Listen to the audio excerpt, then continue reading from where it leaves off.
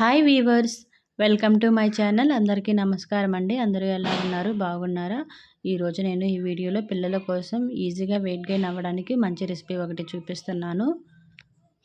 ఈ ఫుడ్ మనం పిల్లలకి ఇలా చేసి పెట్టడం వల్ల ఈజీగా వెయిట్ గెయిన్ అవుతారు, ఇంకా చబ్బీగా తయారవుతారు. ఈ ఫుడ్లో మనము డ్రై ఫ్రూట్స్ వేసాం కాబట్టి మనం 8 మంత్స్ బేబీస్ నుంచి మనం పెట్టుకోవచ్చు. మార్నింగ్ బ్రేక్ఫాస్ట్ లేకుంటే డిన్నర్ టైంలో పెట్టచ్చు. ఫస్ట్ టైం వీడియో చూస్తున్న వాళ్ళు ఛానల్ని సబ్స్క్రైబ్ చేసుకోండి. మేకింగ్ ప్రాసెస్ చూద్దాము. దీనికోసం నేను ఒక 2 బాదం పప్పులు తీసుకొని ఈ విధంగా మనం డ్రై రోస్ట్ చేసుకోవాలి. కొంచెం లో ఫ్లేమ్లో పెట్టుకొని ఒక 10 మినిట్స్ ఈ విధంగా చేసుకోవాలి. తర్వాత కాజు పప్పులు తీసుకొని ఇదే విధంగా మనం డ్రై రోస్ట్ చేసుకోవాలి. లో ఫ్లేమ్లో పెట్టుకొని ఇవి రోస్ట్ చేసుకోవాలి. హై ఫ్లేమ్లో పెట్టుకోకూడదు పిల్లలకు చేసేటప్పుడు. తర్వాత నేను డ్రై ఫ్రూట్స్ ఇవి యాడ్ చేశాను. ఇవి కూడా మనం ఈ విధంగానే డ్రై రోస్ట్ చేసుకోవాలి. లో ఫ్లేమ్లో పెట్టుకొని కొంచెం కలర్ చేంజ్ అవుతుంది, ఆ టైంలో తీసి పక్కన పెట్టేసుకోవాలి. ఆ తర్వాత 1 కప్ ఫుల్ మకానా తీసుకొని ఇవి కూడా మనం డ్రై రోస్ట్ చేసుకోవాలి.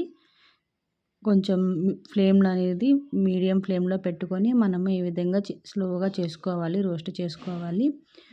ఎలా రోస్ట్ అవ్వాలంటే కొంచెం క్రిస్పీగా తయారవుతాయి. బాగా రోస్ట్ అయిన తర్వాత ఆ టైంలో తీసి పక్కన పెట్టేసుకొని కొంచెం చల్లారబడిన తర్వాత మనం మిక్సీకి వేసుకొని మిక్సీలో స్మూత్ పౌడర్ లాగా వేసుకోవాలి. వీడియోలో చూస్తున్నారు కదా, ఈ విధంగా మనకు కొంచెం స్మూత్ పౌడర్ లాగా వేసుకోవాలి. కొంచెం బరకగా ఉన్నా కూడా పర్లేదు.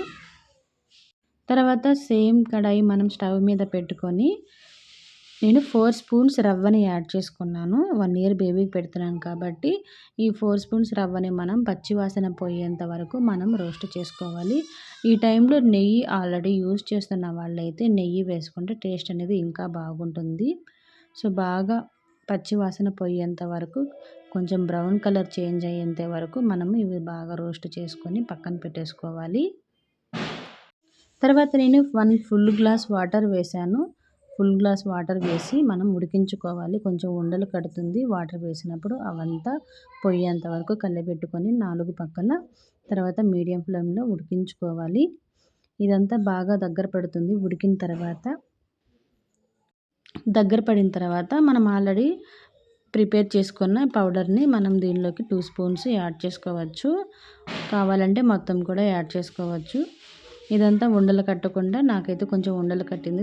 ఉండలంతా పోయేంత వరకు మనం నీట్గా కలబెడుతూ ఉండాలి. సిమ్లో పెట్టుకోవాలి. ఈ టైంలో కొంచెం బాగా ఉడికించుకున్న తర్వాత కొంచెం స్వీట్నెస్ ఎక్కువ కావాలి అనుకున్న వాళ్ళు కొంచెం బెల్లం పొడిని లేకుంటే డేట్ సిరప్ ఉంటుంది కదా, అదైనా యాడ్ చేసుకోవచ్చు. లేకుంటే నార్మల్గా అయినా మనం పెట్టచ్చు. టేస్ట్ అనేది బాగుంటుంది, జీడిపప్పులు ఎక్కువ వేసాం కాబట్టి.